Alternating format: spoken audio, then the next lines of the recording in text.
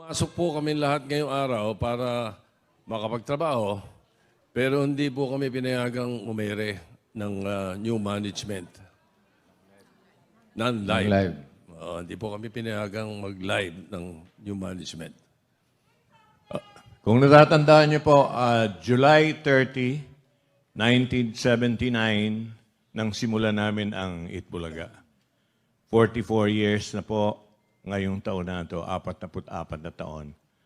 Kaya naman lubos ang aming pasasalamat sa mga naging tahanan namin.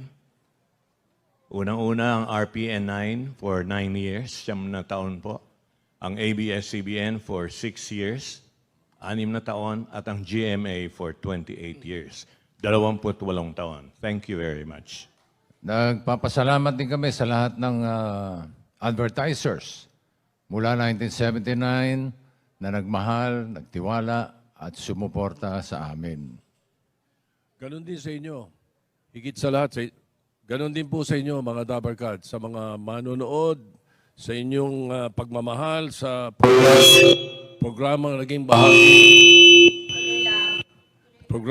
bahagi ng inyong tanghalian. Lubos din ang aming pasasalamat kay Mr. Tony Toviera sa pagkakaibigan at pagiging bahagi ng aming pamilya. At higit sa lahat, sa Panginoong Diyos na kahit kailan, hindi niya kami pinabayaan. Hindi na po namin iisa-isahin ang laman ng aming mga puso at damdamin. Ang hangad lang po namin ay makapagtrabaho ng mapayapa, walang maagrabyado at may respeto sa bawat isa.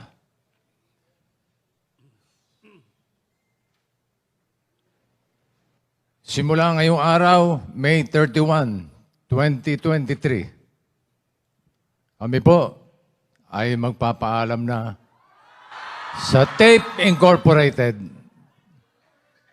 Karangalan po namin na kami nakapaghatid ng tuwa't saya mula Batanes hanggang Hulo at naging bahagi ng buhay ninyo.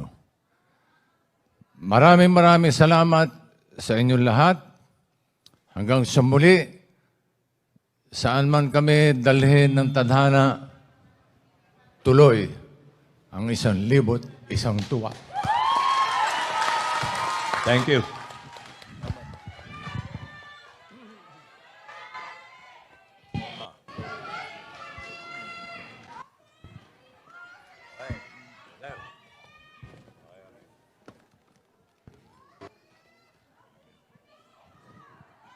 Don't make that eye.